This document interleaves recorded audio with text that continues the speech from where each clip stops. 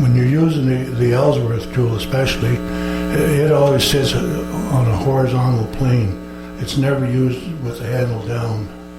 Because when you use a tool with the handle down, all the pressure is coming from the wood into the cutting tip of the tool in your arm, and then you get tired. If I hold that same tool horizontally, all the pressure comes down in the tool into the tool rest, and it's gone. You never feel it in your body by using that tool horizontally. Turn small bowls first. It's a very good thing to do, is do the small stuff and work your way up. It's okay to adjust the tool rest, because one of the important things is that if you have a lathe at home, you want to make sure that your spindle is set for you, so that when you cross your arm across your elbow, that lathe is a couple inches too low for me. So the center of the spindle should be at your elbow. If it's too low, you're going to bend over. If it's too high, you're going to be up here. So if you have a lathe at home, check it to make sure that it's, give or take a half an inch. You'll be all right. And that should work.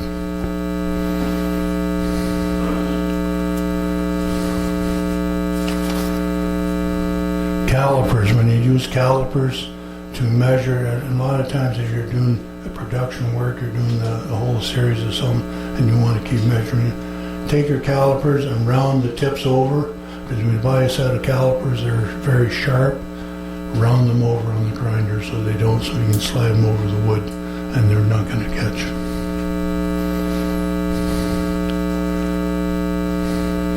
Learn to turn spindles first. And I've said that before, and in the class I do, I teach spindle first and bowls come next. Because in spindle work there's 3 or 4 tools you have to learn. In bowl work there's only one tool.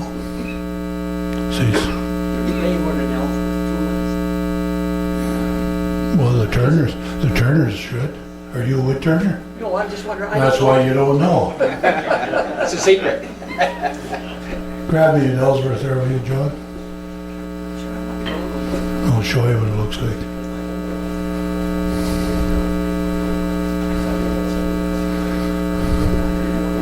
David Ellsworth is a very famous turner from Pennsylvania. He's been turning for 50 years, at least. I spent 3 days with him back in 2006. The best 3 days of my life was with David Ellsworth.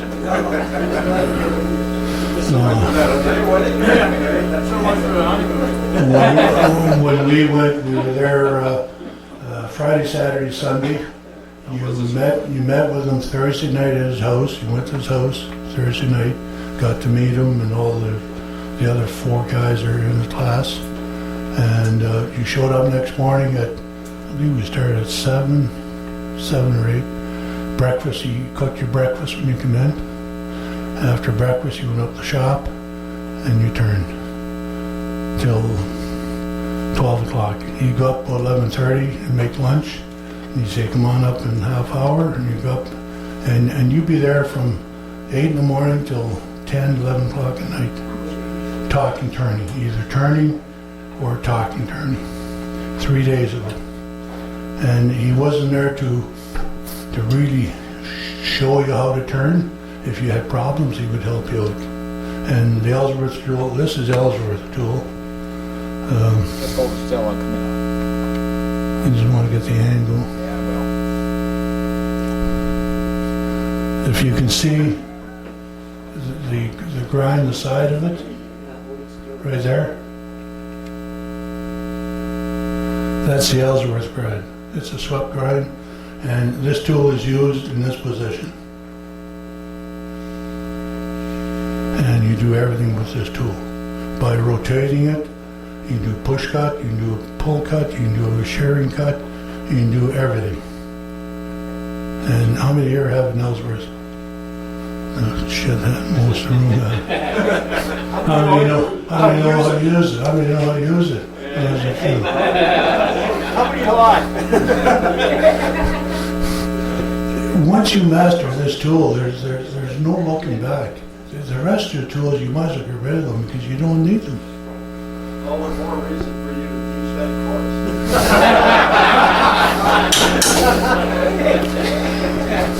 When you use it on the lathe, it's like this, in this position right there. So that cutting edge will be set to the center of the lathe. And that's how you use it. And all the force is down in here, through here, into the tool rack. Nothing comes down the handle. Conventional gouge is used in this position with the handle down, and all the force comes down here in your arm. You don't with this. Just because the angle of the grind, is it? Makes a difference. The grind? It's the angle. It's right, yeah. You use the wings. The wings are actually rounded over, and that's what gives you that cut. You use the nose, you use the wings. You use the wings on both sides. You stand on the other side, you can use the opposite side. Okay?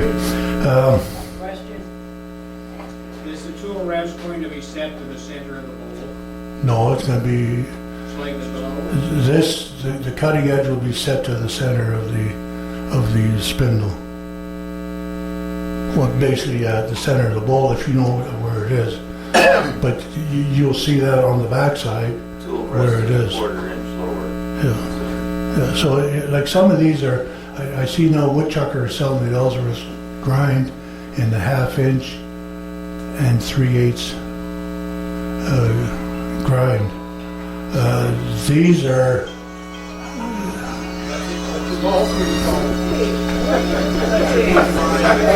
It's the ice cream. the true Ellsworth you buy from Lee Valley, the 5/8 gouge. And these came from one of the tool makers that donated these to the club, and I ground them back to Ellsworth. How do you sharpen those, Dennis? There is a jig, there's a proper jig set that you set the jig 2 inches from the nose, and then you tilt it over on the wheel, and it just swings on it. It's in the drawer there. Yeah, I got it, Mr. Okay, yeah, there it is there.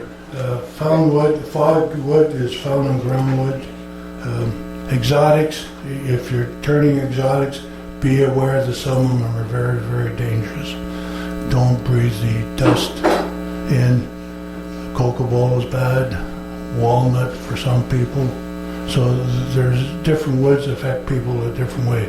A friend of mine up in Bancroft, he had to give up turning because he developed a very, very bad allergy to cocoa ball, and it affected his whole life. He ended up selling everything and he damn near died from it. It was that bad. He ended up in the hospital, and they couldn't find out what was causing it, and finally nailed it down to the wood that he was working with.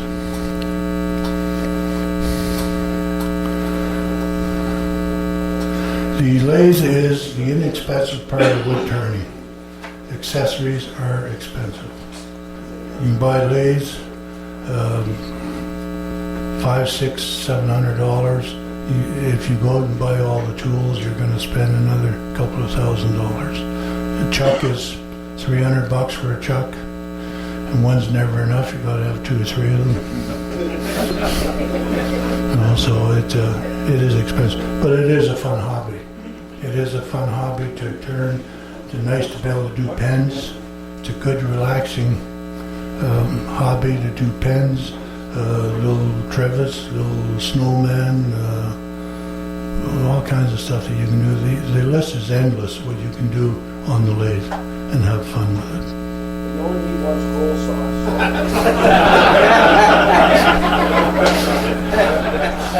You can make a bowl, you can make it so man, you sure. But you don't have the fun of that thing spinning. Not fast enough. There you go. Any other questions?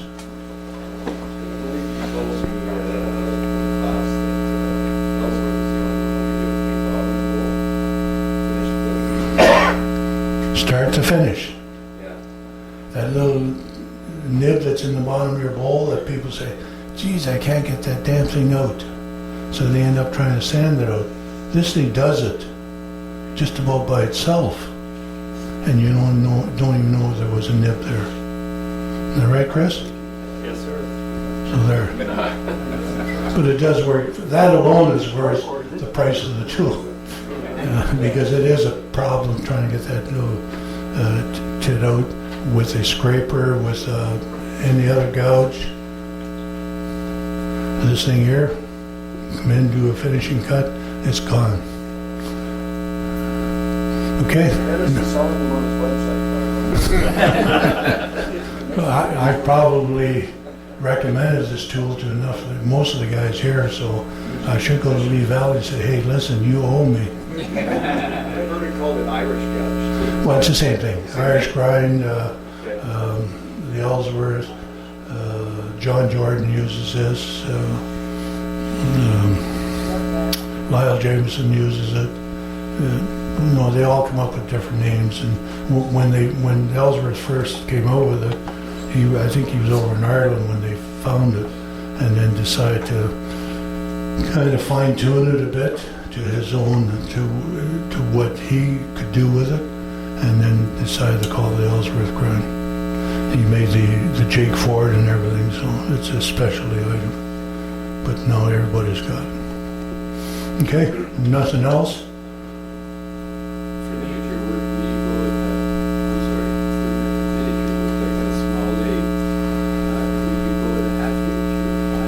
The size of the lathe, it doesn't matter. You could have I'd say it, the size of the jobs you're working on is quite small. well,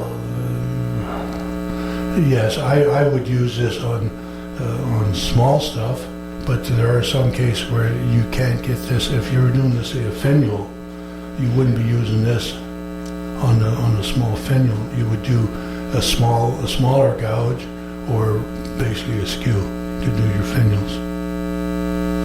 Darren? I'm just gonna ask, is there a restriction on any, like putting that same grind on No. a bowl or spindle gouge? No, you wouldn't do it on the spindle gouge. Your spindle gouge is too shallow. Well, yeah. But on a deep gouge, these have all been converted from the regular gouge. Just takes a lot of steel off. It takes quite a while to grind them down. So, but yeah, they can be done. Okay, that's it.